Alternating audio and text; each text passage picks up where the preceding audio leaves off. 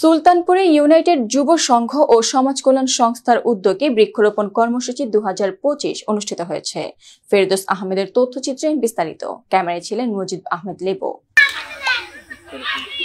শনিবার মানিকগঞ্জে সুলতানপুর ইউনাইটেড যুব সংঘ সমাজ কল্যাণ সংস্থার উদ্যোগে এই বৃক্ষরোপণ কর্মসূচি অনুষ্ঠিত হয়। অনুষ্ঠানের শুভ উদ্বোধন করেন সভাপতি সুলতানপুর ইউনাইটেড যুব সংঘ ও সমাজ কল্যাণ সংস্থার সভাপতি আশরাফুল ইসলাম বুলু। এ সময় আরো উপস্থিত ছিলেন সংগঠনের সহ সম্পাদক সজীব হোসেন, সোহেল রানা, জসিম উদ্দিন, সোফিয়া বেগম রাজীব, রিফাত, আফজাল হোসেন ও এলাকার জনগণ। এ সময় সুলতানপুর স্কুলে প্রায় 1.5 শতাধিক বৃক্ষরোপণ করা হয়।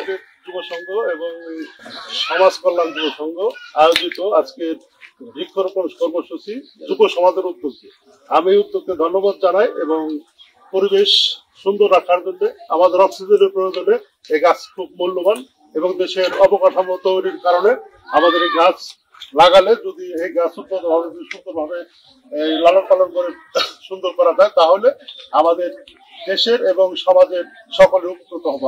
আমরা সমাজ কল্যাণ সংস্থার উদ্যোগে বৃক্ষরোপণ কর্মসূচি 2025 আমাদের এই বৃক্ষরোপণ প্রত্যেক বছরই হয়ে থাকে। তো এইবারও আমাদের এই উদ্যোগ, তো আমাদের সভাপতি আশরাফুল ইসলাম খান বুলু, যিনি আমাদের আমাদের এই যুব সমাজকে সব বিষয়ে সহযোগিতা করে থাকে এবং আমাদের সবার কি করে থাকে।